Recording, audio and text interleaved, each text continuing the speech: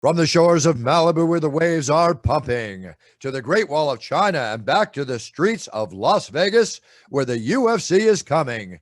We are live. This is It's Time Radio, the show where we talk about what you think about but may be afraid to voice. Do not worry, we'll voice it for you. We talk about everything on It's Time. Sex, drugs, rock and roll, UFC, film, politics, you name it, we talk about it. And we're here with my co-host and producer, TJ DeSantis. TJ, how are you? I'm good. You know, I always feel bad when you do this because I don't know, but matter we'll when get a to man like Brandon Moreno is here. Give us the thunder. Bring that thunder, Bruce.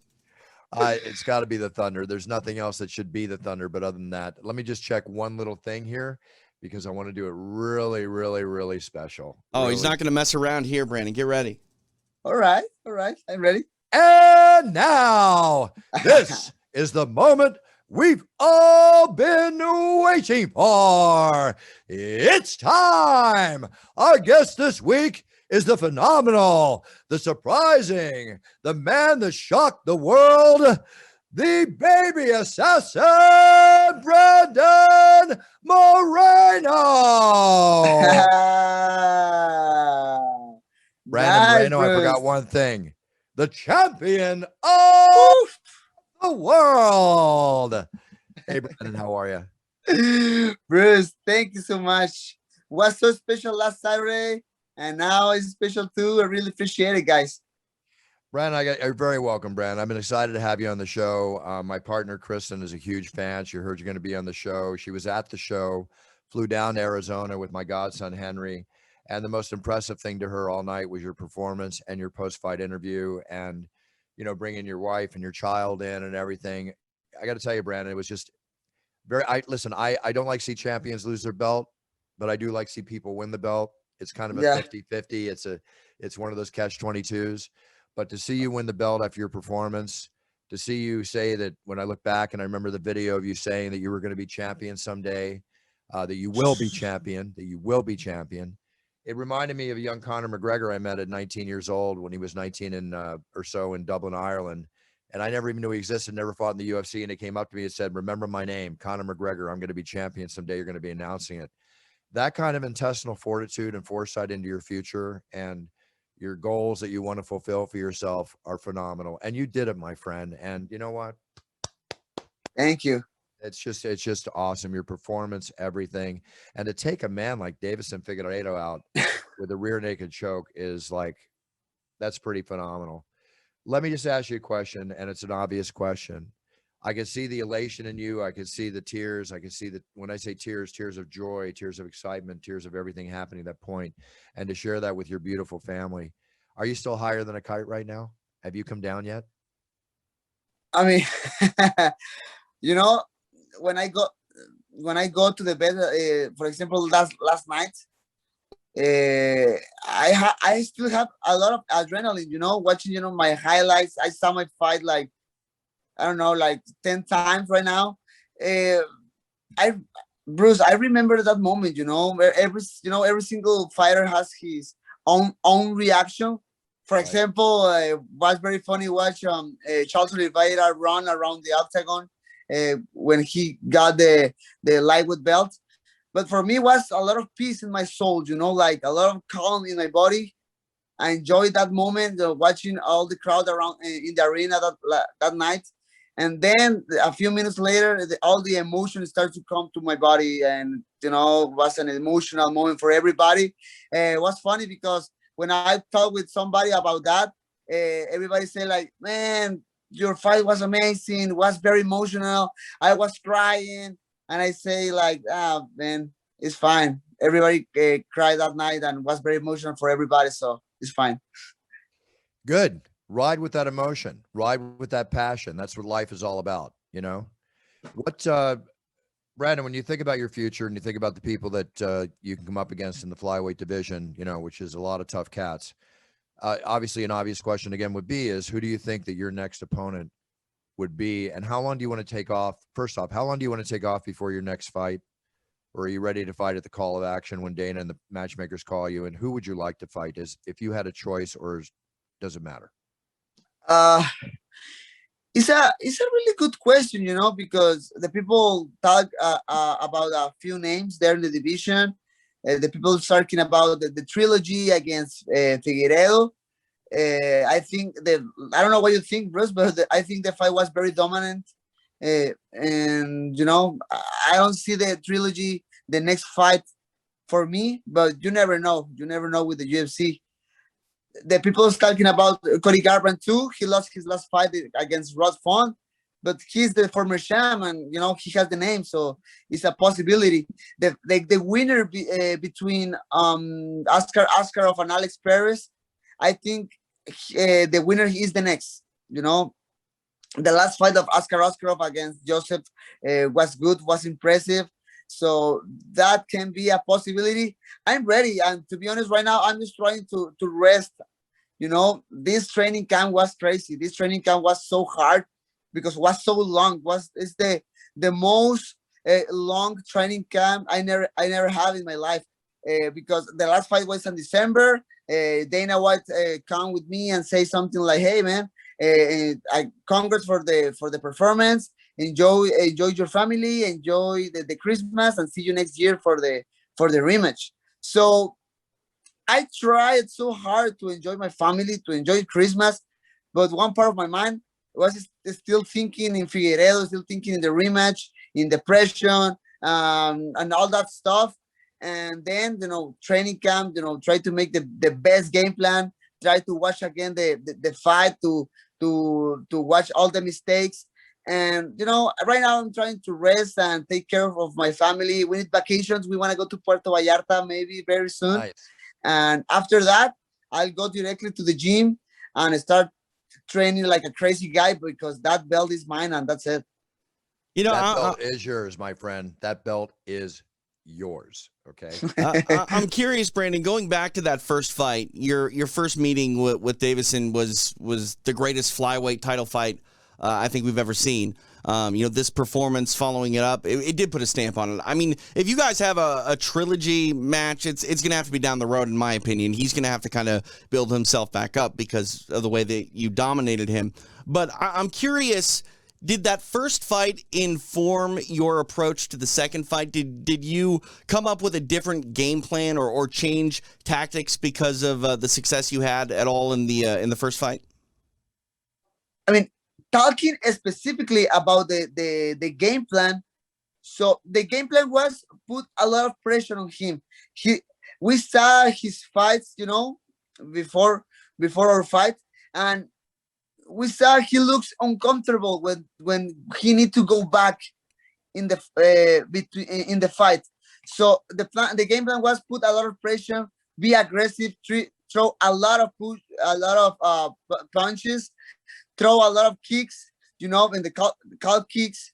Specifically, if he changed to Sopa, kick a lot of the inside of the leg, and attack a lot of the body. Attack the body. That was something good in the game plan, because he cut too much weight. You saw the last UFC embedded when he go to the scale, and after that started to cry for just to make weight. That was very dramatic for me, and that was a symbol of the game plan was correct. But the key of the real key of the victory was my mindset. Really believe I can be that guy. Obviously, a lot of experts, a lot of different people talking about the rematch and saying like I will lose the fight, but man, I believe in myself. I really believe I was the best that night, and I just did it. I did it, and I remember when I finished the fight, the first word in my mind was like, I did it. Here's one of the cool things is you're coming out of the tough competition, the Ultimate Fighter competition, into the UFC octagon. You're one of very few people that's become champion out of the Ultimate Fighter series into it. And pardon me if I'm incorrect. Am I correct, TJ, in saying that Brandon is the first Mexican champion that the UFC has? Mexican-born, yeah. Mexican-born champion. There's so much for you to be proud about here. I mean, I know you achieved in Legacy Fighting Alliance the LFA Flyweight Championship there, but your accomplishments so far are phenomenal. I'm going to put my 2 cents in and say that a trilogy fight with Figueiredo, I agree with TJ. I personally think that you were dominant, that there's no reason to go right back into another fight. Let him have another fight. Okay. You defend your belt as you should and dominate for as long as you can, if not forever in your career, the division, period. You know, but again, I just think it's a shame sometimes when fighters have to face each other 3 times in a row. Like, trilogies are good and all, but back to back to back, like, we want some variety. Variety is the spice of life. but if this went 5 rounds, back and forth war, Sure, right. 29-28, 29-28, 29-28, I'd say, Right. yeah, go for it. Absolutely. That's not the case here. No, Dominant, no. rear naked choke, done. Hey, Brandon, I'm curious. During this pandemic, I've gone down to Mexico a lot with Victor Davila and Combat Jiu-Jitsu, which I know you're a veteran of. And I talked to some of the Mexican fans down there, and a lot of them have been buzzing about your accomplishments in the UFC.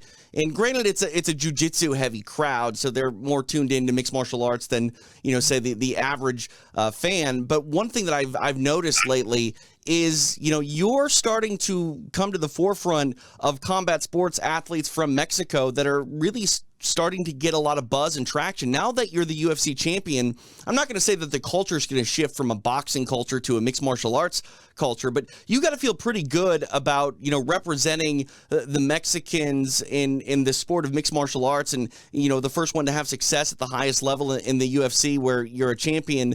Do you feel like you're helping the sport grow south of the border? Man, definitely, for sure. I mean, I think a lot of information, but first of all, we had Cain Velasquez, Henry Cejudo before, right? And it's important for us because, for example, Cain Velasquez, I said in the post press conference last Saturday. I mean, Cain Velasquez came with UFC in 2014 and put the mixed martial arts in another level. Henry Cejudo, he saved the division, the flyweight division, and I know his mom and all the Mexican heritage. Just the thing is, born in a country where sometimes the opportunities are very hard to get. It's a special for the people. That's why I think right now my name is around all the country. I think it's around the world because I did it with all these problems in the life for a Mexican who lives here. I did it.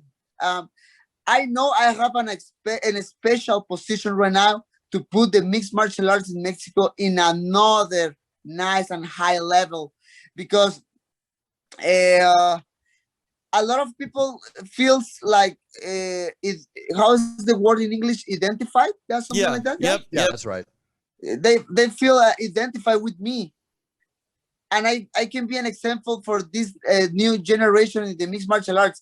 I feel so weird talking about generations because I'm so young, but it is what it is. Another generations are coming, and I can be an example for them. It's exciting, Brandon, because I think the UFC has wanted to get the Mexican combat sports fan for a very long time. And, it's hard to market to a crowd like that when, first off, boxing is so big in Mexico. And then beyond that, it was hard to find an American sort of Mexican background, like say a Tito Ortiz. Tito's not going to resonate with the Mexican fans like you. You know what I mean? And it's pretty special to see this moment. As someone who has worked in the sport, Bruce obviously at the center of it all, to finally see a Mexican UFC champion, an authentic Mexican UFC champion, is pretty special, Brandon. Well, yes. Go ahead, Brandon. No, yeah, I mean, yes. I mean, I don't have more opinions about that. It's so special. It's another moment right now for the country in the mixed martial arts. Like you say, we have a lot of champions in boxing. We have a huge culture of boxing here in Mexico. But right now, we have just one champion in the world, and that guy is me, and that is special for me.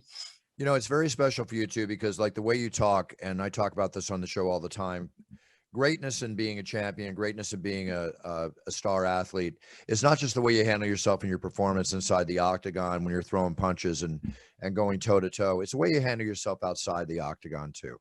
And you handle yourself with class. You have an it factor yourself, Brandon. With greatness comes great responsibility. And what you're talking about is being a role model to the young people, being a role model to everybody who's a fan, and above all, being a role model to your country, your Mexican fan base. And when I hear you talk like that, it just tells me that you got a very long career ahead of you, not just as a fighter, but in other aspects too, which is something you're working on as a commentator, which I see Yeah. you when I'm at the Apex and you're working with Victor Davalia and doing your thing. Always smart, Brandon, as you're doing, to think beyond your guns for when you put your guns away, and you're working Okay. on that. I also know a couple other things too, that you're a big Lego fan, right? I love Lego. Definitely. Yeah. And Hey, I know he you says it you right. want to see one of these, Brandon. You want to see one of these. No. This is actually You gotta move it over a little It's bit, original Bruce. from You Funko? no, the other way. There you go. Nope. Yeah. There you go. Yeah. So that's a Funko Pop. It's a Funko It's- Pop, it's- but this it's a- one is not. They haven't made one of me yet, Brandon. This was Oh. actually made by an Australian fan, Okay, Oh okay, okay. wow. and he It's made this amazing. exactly the way that it is. So it's like a one of a kind that I got. But I also would love to have a pop figure too, which will probably happen at some point for both of us, because they do make ones of the UFC. I just wanted to tickle your fancy a little bit. I know how much you want this. We'll see what happens. Brandon, while I'm holding up little items here, you're truly, do you drink at all? Do you drink? Are you a tequila drinker? Sometimes, no, to be honest, not too much. Okay, but I'm not just going to in a- send you a bottle of Puncher's Chance, but you are the one who truly has a Puncher's Chance. I made this with people like you in mind, Brandon, people that want to go and Really? change Okay. the world. Yeah, it's all about how you change the world with one punch. I Nice. Okay. think Brandon's got a choker's chance. I'm just saying. Brandon, if you send me, I think you have my number. We changed numbers. Yes. Okay, send me. I send you my address, definitely. Let me shoot out a bottle for you. You can put it on the bar or whatever, share it with friends. But this is you. I made this with fighters of mine like you. I want to take one, definitely. It's a cool looking bottle. If nothing else, it looks good. Starting from that, yes, looks amazing, the bottle. Yeah. It's no idle gesture too, Brandon. We just won 3 major tasting awards. We're the highest rated newest bourbon on the market in USA, and it's really good if you want to take a sip. We'll leave it at that. Send me an address. Let me send you something. Shoot me back a picture of you if you enjoy it. Okay, with the bottle. All right, perfect. Hey, definitely. we're Now, celebrating. let's get on to something even more important, Brandon. This is very important to me. Is I love seeing you with your family. You have 3 daughters. Yeah. Wow. My older daughter has 7 years old. The middle one 2 years old, and the youngest one, the girl in the arena with me last Saturday, she has 9 months.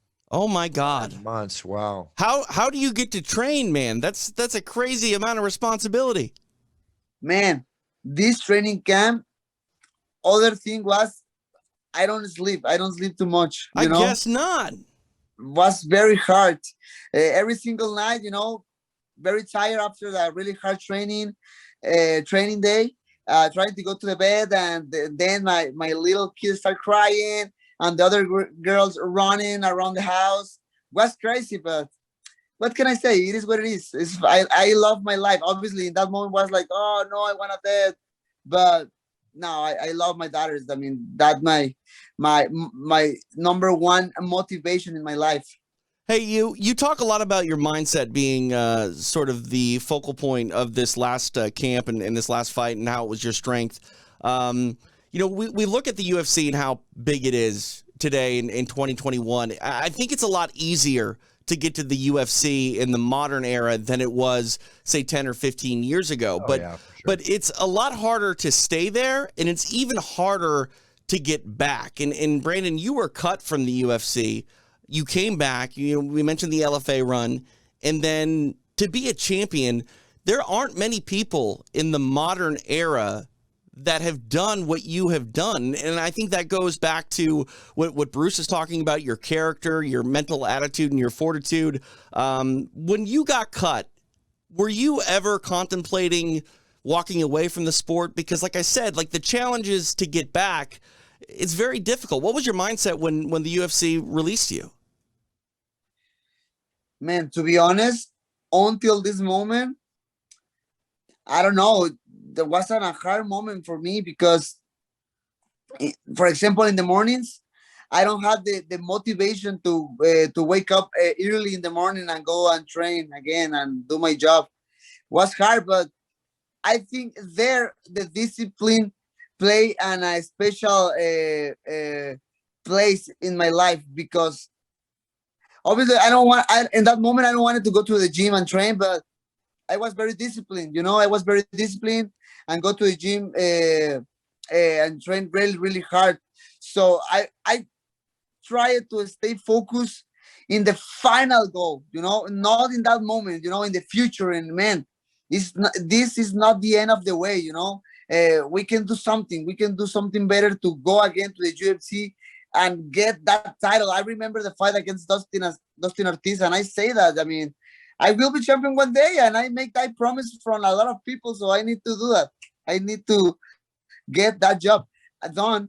So I just try to keep focus in my training, in my family, in my motivations, and that's it, man. Obviously, it's very easy just talk about that, but man, do it. It's another different thing. Hey, Brandon, one of the other things too, when I think about this, and as good as you are with the way you handle yourself and your marketing and all, are you allowed to have your own clothing line aside from what you do with the UFC with Venom? Are you allowed to like have Brandon Moreno shirts and stuff that you can sell on your own? Not yet, but it's coming soon, bros. It's coming soon. I'm thinking too much about that. I can set that up. I can set that up for you tomorrow morning. I don't know if you're familiar with my new site, millions.co. No. I don't know what is that. Okay, write this down. Millions.co. C-O. Millions.com? CO. We'll send you a link, Brandon. Okay, perfect. Yeah. What I do is that because you have this grand ability, and as long as your UFC contract allows you to do so, but this is a way with you to connect with your fans. Okay. I know I sound like I'm promoting millions. I'm just thinking about you and your family and more money coming into your family. But we will create your own clothing line. You don't have to spend any money to do it. Instead of getting like a small percentage from a company that could bring you on, we give you the lion's share, 70% or more of the profits. You can sign up and you can have like, you can watch UFCs that you're not at with your fans. They can pay you a little to be with you and ask you questions and watch. And at the same time, you can have, not seminars, but like ask me anything you want to ask me. Okay. And the cameos type videos there too. Still do your cameo, make your money. Yeah, I promise. This is a way for you to do something where we do a lot of the work for you, not teaching you, but helping you brand yourself further, because all those fans that you have on social media, they want to know more about you, Brandon, especially now. They want to be able to touch you, wear your t-shirt, wear all that. So just take a check on this. TJ, will you do me a favor? Make sure you send them the link, or yep, no problem. No problem. Yes, please. Yeah, I'm very interested. Yeah, take a look at it, Brandon. Follow Uncle Bruce. I'm giving you a couple little notes here. You are a real businessman, Bruce. He never stops, Brandon. 24 hours a day. I want you guys to make $1 million every time you walk in the octagon. And if I can help you put a few thousand or tens of thousands in your pocket, I'm going to do everything I can to make it happen, my friend. Everything I can. Thank you so much, Bruce. We got to let the champ go. Yeah, we're going to let you go. But Puerto Vallarta, huh? Puerto Vallarta. Go enjoy it. Oh, you know Puerto Vallarta? Oh yeah, I went. I had a great vacation down there.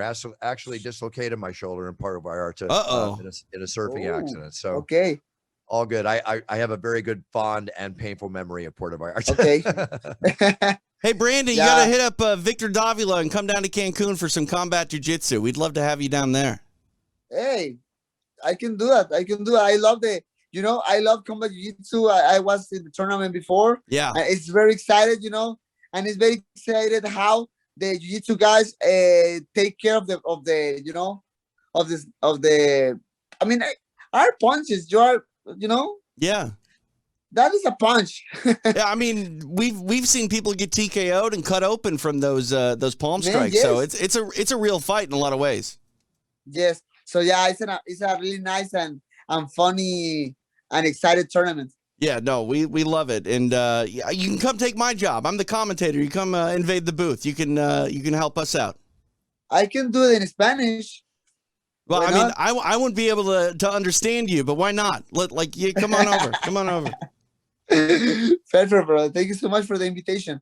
Actually, Victor invited me a few times before, but I'm always training, so it's Right. hard sometimes. Let me tell you, Victor does a great job. And of course, TJ does his usual great job down there. I've announced a number of them. And it's always great to watch quality, high grade jiu-jitsu, but the combat jiu-jitsu is really exciting to watch. It's a fight. Yeah, it's Yeah, a it's a fight. fight. And Yeah. this guy from Just Jiu-Jitsu, watching how they make something for these new problems is nice.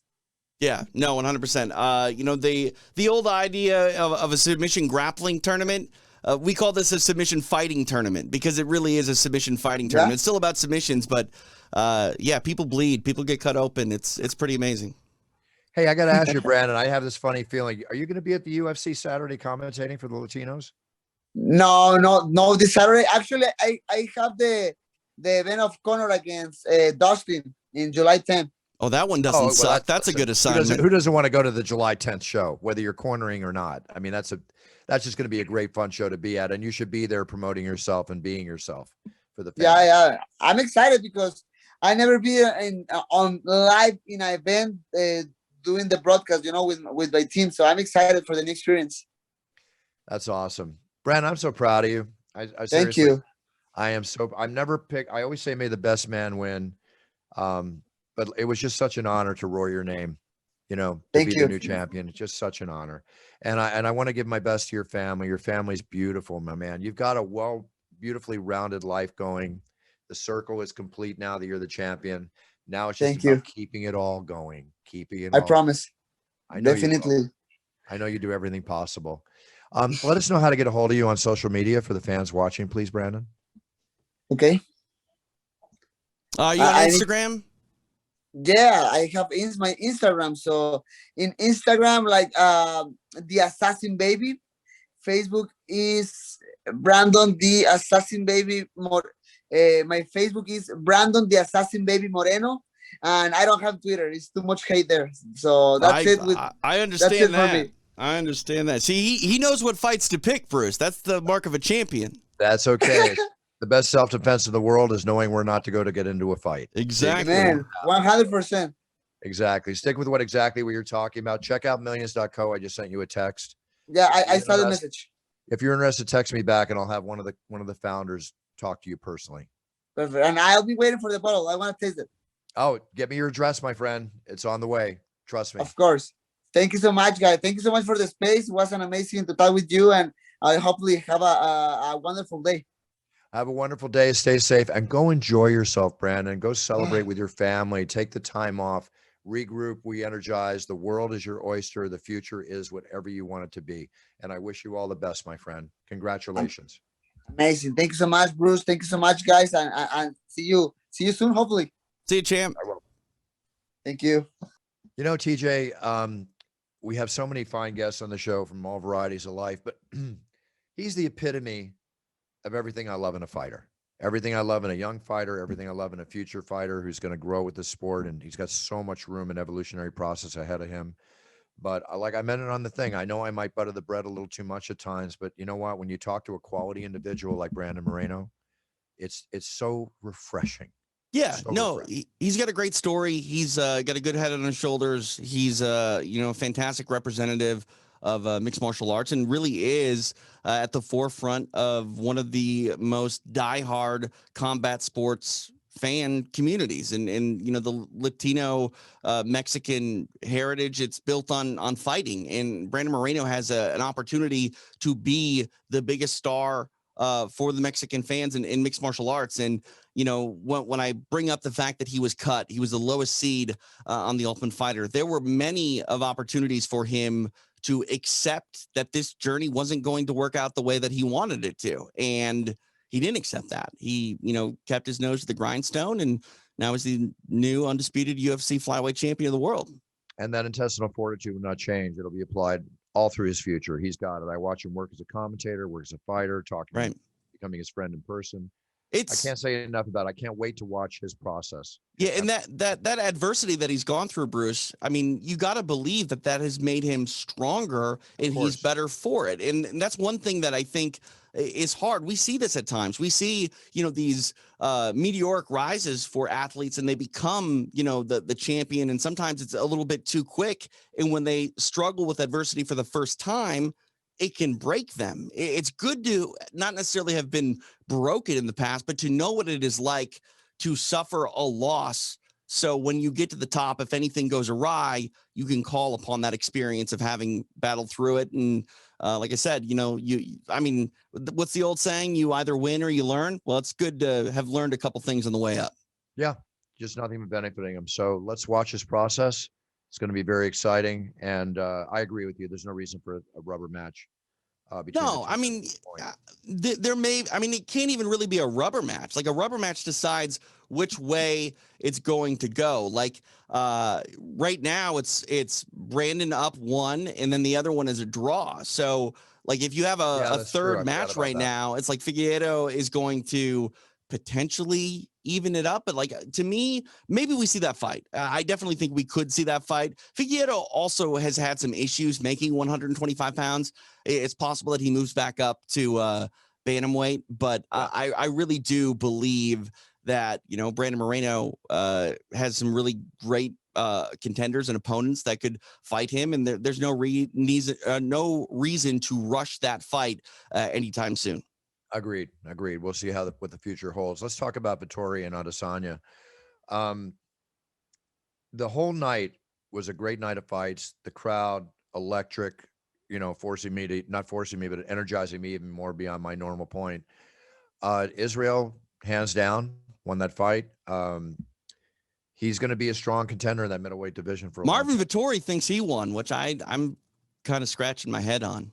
Well, the thing about Marvin is, and I like Marvin too, he's very strong-headed, very determined. They all think they won at the end to a large extent, but it was a very not really, Bruce, not really. Not really.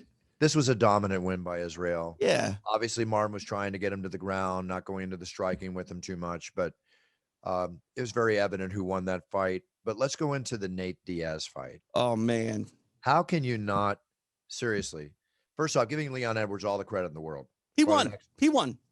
No doubt about it. How can you not love Nate Diaz going 5 rounds in the last minute of the 5th round? Yep. Bloody as can be, as we all know, you can look at him, go boo, and the scar tissue is going to open up, and I saw where the cut from the last fight that they had to stop the fight, that opened up again. Yeah. Which makes me wonder what kind of doctor is working on cutting that cut, I don't think it's necessarily with the doctor. I think, both Nate and Nick have had this problem. They've been in wars, scar tissue, it opens up. Nick actually had to have his eyebrows shaved down. Like they shaved down the bone to try to prevent the cutting. Maybe Nate needs to do that. Maybe not, because that's the thing too.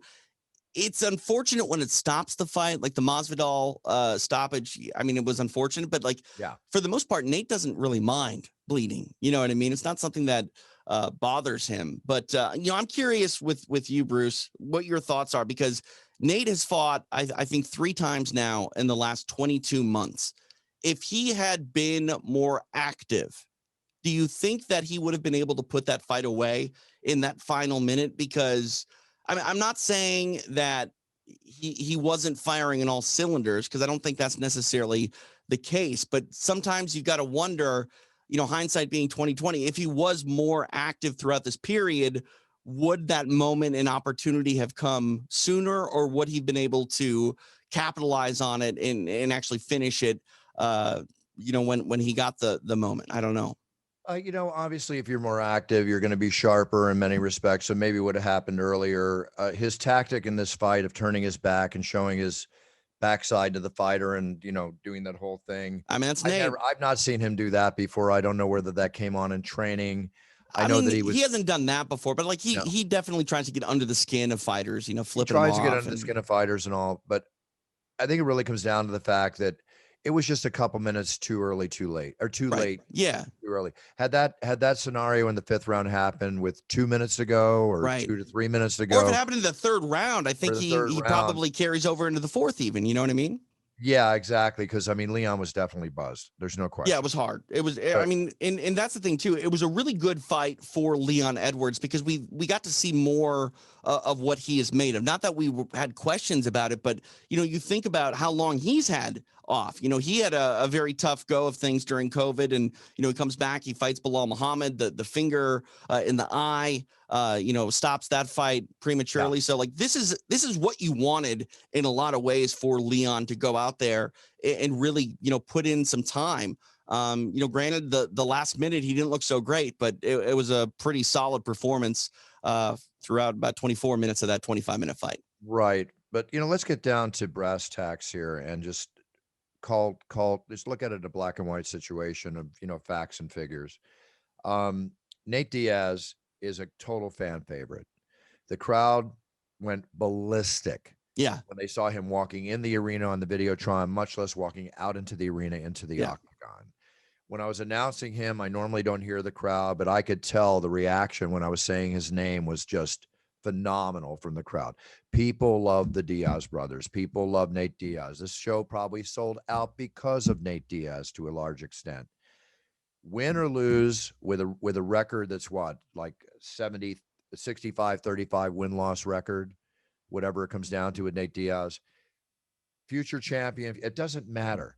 yeah. Whoever Nate Diaz faces, win or lose, people want to see Nate Diaz. Right. And as long as that rubber match is still out there between him and Conor McGregor, like he has a banked payday. Like that fight has to happen. It doesn't matter if Nate loses 2 in a row or Conor, you know, loses. That fight is going to be $1 million plus by pay-per-view. No And question. you know, I hope we get it sooner rather than later. I mean, obviously, you know, Dustin Poirier and Conor are fighting here on July 10th, but I don't know. We're starting to approach territory, Bruce, where I get worried that it might not happen if it doesn't happen within the next 18 months. True, but you know what? It comes down to one thing that's been proven. I mean, first off, Nick's been out of the octagon for 2+ years, whatever it's been. Mm-hmm. Nate was out for a while. Um, I put it like this: whatever Nate wants, Nate gets. If Nate says Yeah. he wants to fight, he's going to get a fight. Well, And when I was in the back, when I was in the back after the fight, Kristen and Henry went to the fight. They flew down to Phoenix. They had a great time. We're in the back. I got to introduce them to a ton of people. It was a great experience for my godson, 16 years old, to experience. awesome. Any 16-year-old would love that Right. experience. Right. So Nick is walking out with Nate, and they're saying hi to Israel Adesanya. And you'll see a video of me, like I'm tapping him on the back because I want to say hi to Nick, you know, because we've been friends for years. So we're talking, and I basically said, you know, Nick, when are you coming back? And he looked at Adesanya. He goes, I want him. He goes, tell them I want him. I want to fight. That's Adesanya. crazy. He made it very, very clear That's in crazy. the back that Nick Diaz would love to fight Adesanya. Would you like to see that fight? And would you think they'd even consider making that fight? I'll watch Nick Diaz fight anybody. But is it fair to give him a shot at the champion coming Well, back? no, not really. No. But you know, that's kind of where it comes down to, like this spectacle. I mean, it's a fight that probably would sell well. I'm a bit of a purist, Bruce. So like, I'd like to believe that that's a fight that you can't make in your heart of hearts because Nick hasn't, you know, earned it. If they did make it, like, call me crazy, but I wouldn't want it to be for a title. But then you run the risk of having Nick Diaz beat Israel Adesanya and kind of destroy everything. I don't think it's right to take the champion of the middleweight division who's dominating and put him into a non-title fight. No, I agree. But like at the same time, like I'm saying, Nick doesn't deserve a title fight. But Exactly. I don't know. I hope that Nick comes back. You know, regardless of what weight it is. You know, I want to see him fight. My thing is this, and this is something that you've sort of alluded to, you know, like what Nate wants, Nate gets. Both of those guys can make a lot of money by not having to fight. And looking at Nick Diaz, this might sound odd to people, but Nick doesn't like to fight. Nick likes fighting, but Nick doesn't like the whole lead up to a fight. He doesn't like doing press conferences. He doesn't like cutting weight. He doesn't like training camp. But he'll go out there and fight. But I don't know. I mean, it's going to have to be like you said, Nick wants a certain someone. It's going to have to be a fight that really intrigues him, because I don't think that money is enough at this point, because I think he's got to be lifted. He's doing well. Got to be lifted and motivated for the fight. He'll make plenty of money. He already knows that's the pot of gold is at the end of the rainbow when he steps in the octagon. There's no question. I'm going to say it again. Whatever Nick and Nate want, Nick and Nate will get at this point. Yep. No, 100%. So let's talk about the Paul Craig Jamal Hill fight. I was standing up going like this, stop it, stop it, stop it. And the audience was standing up. I feel like the ref was too close, maybe. Yeah, and then the doctor told me that it was dislocated elbow and fractured elbow, and maybe. So I guess it wasn't. It was dislocated. There were no breaks, which is good. Yeah, well, there's a fracture. No. Oh, no? I was told after that he had fractured it. Press conference, Dana White said no break. Okay, so strictly dislocated. So then that's when the arm was rolling around like that. Yeah, it was. Bro, the just visual one quick was tough. question. Was it referee error? I mean, yeah, it definitely was referee error. But again, like, I want to give the referee the benefit of the doubt. Like, I don't think he saw something that he ignored. You know what I mean? But that's what I'm curious of. Did he? Because, you know, in that moment, it's like we don't know exactly what he was looking at. We have the benefit of live commentators that are, you know, telling you what's. But yeah, like watching it on television, Bruce, like pretty clear that his arm was injured. Oh yeah. You know, he was a newer referee. I believe he's from, you know, Arizona. I don't think he's one that travels. No, I've worked with Al before, and I think it's only in Arizona, if I'm not mistaken. And he's a black belt. I think he's a black belt jiu-jitsu instructor. Yeah. So, I mean, I'm not going to say like the guy should be fired by any means, but like, this is the problem. You know, that's why it's the toughest job in the world. When you do it well, no one says anything. When you do something amiss, everyone jumps down your throat. But it was definitely tough to watch. I agree. And one other fight I want to give credit to on the card, which was amazing and won a performance bonus, was the Drew Dober Brad Riddle fight. I mean, Riddell fight. That was phenomenal. Yeah, amazing fight. I was blown away at the amount of punishment that Dober was walking through. Like, he was getting tagged hard. I thought he was going to get. I thought he was going to go out at a certain point. He's a very, very tough kid, no question. Joanne Calderwood and Lauren Murphy. Oh, phenomenal fight. I actually scored that fight a draw. Yeah, I was close to that too, but let's give Lauren her credit. I mean, I think she deserves a title fight. Absolutely. That's the point I'm trying to make. Absolutely deserves it. All the other fighters in the card, they brought their blood, their sweat, and their tears, the energy of the crowd. Oh, man, some boo birds, though. Some boo birds in Arizona. Some what? Boo birds. They were booing a little bit. They got restless quick. Too. And I got to say this, and if any of the Arizona fans who were booing are listening, shut the F up. I mean, you know, just stop with the booing. Just be happy to be out of your house, people. Be happy. Yeah, be happy we're even here. I mean, you're booing two warriors that are, you know, one time I told the story before. I was at a King of the Cage, and there were two overweight heavyweights, if I can say that. Right, sure. Fighting and doing they're very heavy heavyweights. Very, very heavy, like the first or second fight on the card. And Larry Landless and Herb and I are there, and we're all, you know, doing the referee. You know, they're doing the refereeing. I'm doing my thing. I could never do this at a UFC, but I could do it in the non-televised portion of the King of the Cage. I said to the audience when I went in to announce the winner, I said, and now for all of you that are booing, we're having a special tournament at the end of the fight. You can sign up right now and you can fight me, Herb Dean, and Larry Landless. We're going to take on all comers just for the people that are booing. Right. We would really appreciate it if you would respect the fighters and stop booing. I mean, TJ, they were quiet. Right. Of course they were. Of course they were, because it was put into perspective. I mean, the fans pay for their seat. They're allowed to do what they want to do. Allowed to do whatever they want. I know. But the bottom line is this, Bruce. I think that the narrative is lost on some fans, especially when they start drinking a little bit. You know, they start boozing it up. They get a little too comfortable. But yeah. I'd like to put it another way. I think that the UFC fighters or MMA fighters offer so much excitement. If there's just a little lull, it's like maybe they're just used to too much. Right. You know? Yeah. I mean, not every fight can be fight of the night. You know what I mean? Some cards, it feels like that. You know, the action is just intense and crazy. But, you know, at the end of the day, this is a sport where winning and losing determines a lot. And sometimes fighters have to be more tactical than entertaining. But I promise you, you go to any fight card, it's very rare that you don't get an oh shit moment, pardon my language, but just wait. If that fight isn't tickling your fancy, the next one probably will. Agreed. With that being said, let's talk about the next fight Saturday. I'm going back to Vegas. I'm going to announce the fight on Saturday. We've got the Korean Zombie and Dan Ige going at it, and Spivak and Olenek going at it, and Davey Grant and Marlon Vera. Good solid. Matt Brown, Diego Lima. Good solid fight. That's a crazy fight. Like Matt Brown has been fighting in the UFC since 2007.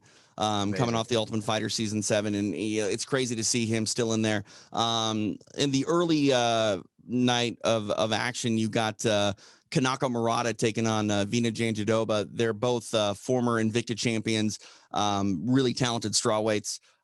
This is definitely one of those fight cards that unfortunately suffers from being right after a really big pay-per-view, and it's the sort of the calm before the storm that is UFC 264. But I don't know. There's a lot of things to tune in for and make sure you're in front of the television on Saturday.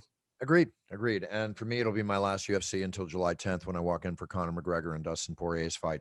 By the way, millions.co, we just announced it. If you check it out, TJ, we have a winner.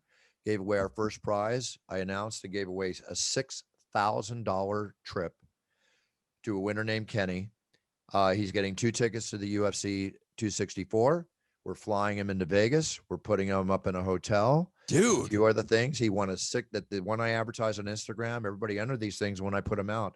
Our very first contest from millions.co is a $6,000 prize package that this UFC fan to the biggest UFC of the year. Biggest UFC of the year. Well, he's going. We gave it away.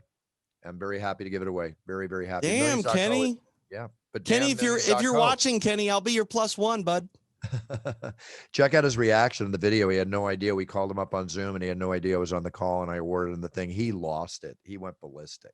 That is awesome. I cannot wait to check that out. See him so happy. So everybody stay with millions.co. Check it out. We're going to be constantly doing these giveaways, and now we've proven it that we're doing it. Yeah, I mean, enter that we're doing it. That sounded good. Right. Enter the contest, and you too may have a puncher's chance at winning some absolutely tickets. Absolutely. Just did it. Okay, TJ, happy Father's Day. Happy Father's Day, everybody out there. Thank you for all the cameo. I panicked, memos. Bruce. I forgot it was Father's Day coming up. Father's Day on Sunday. I've been doing nothing but a ton of videos. For Father's Day. You got to go on like a spy mission right now, Buff? Yeah, that's the bat phone. The James Bond comes in. I know it's an important business call. We got to let you go then, Buff. Yeah, I got to get going here. I got a lot to do today. I'm going to be heading out. I'm doing a wedding. Hey. I'm going to Vegas, but on Thursday I'm appearing at a wedding. I won't want to say the name, but I'm coming out as a surprise for a wedding, a big wedding in Vegas. Wow, nice. Introduce them into the, when they walk down the aisle of Love Forever for the first time. And they don't know? Someone doesn't know, obviously. Someone doesn't know. The wedding planner put it all together. Unbelievable. That's going to be so cool. Yeah, the husband and wife know, but nobody else knows. Right. That'll be incredibly shocking. It's going to be fun. Awesome.